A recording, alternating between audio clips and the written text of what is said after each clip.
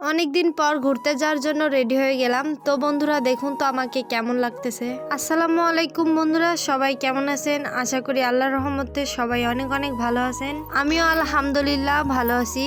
আমি আপনাদের বোন জুথি। তো অনেকদিন পর ঘুরতে যাওয়ার জন্য রেডি হয়ে গেলাম। তো হঠাৎ করে মনে হলো যে আমরা তিনজন কোথাও যেয়ে ঘুরে আসি। কোথায় যাব ভেবে না পেয়ে ভাবলাম যে বড় আপার বাড়ি থেকে ঘুরে আসি। তারপরে বড় আপাকে ফোন করে বললাম যে আমরা যাব।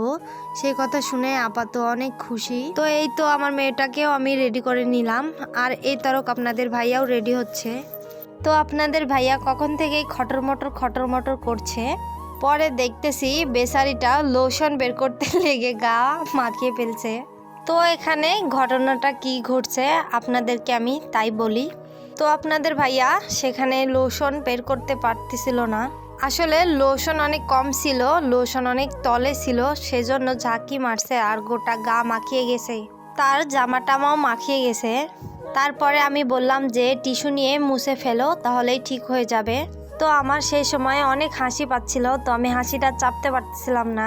তো আপনাদের ভাইয়াও রেডি হয়ে গেছে। তো আমার কিন্তু রেডি হতে এত সময় লাগেনি, তা আপনাদের ভাইয়ার অনেক সময় লাগলো। তো ছেলে মানুষের মনে হয় একটু বেশি সময় লাগে রেডি হতে। তো আমাদের বাচ্চা হওয়ার পরে কোথাও তেমন ঘুরতে যাওয়া হয়নি, বাচ্চা অনেক জ্বালাতন করতো। তো বাচ্চাটা এখন একটু বড় হয়েছে, তাই ভাবতেছি একটু ঘোরাফেরা করব। আমাদের ভিডিওটা যদি ফেসবুক পেজ থেকে দেখেন তাহলে অবশ্যই ফলো করবেন এবং আমাদেরকে বেশি বেশি করে ভালোবাসা দিবেন এবং আমাদের পাশে থাকবেন।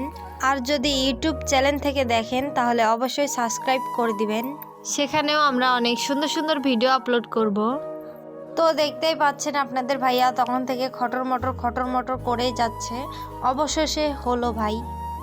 এই তো এখন আমরা রওনা দিব।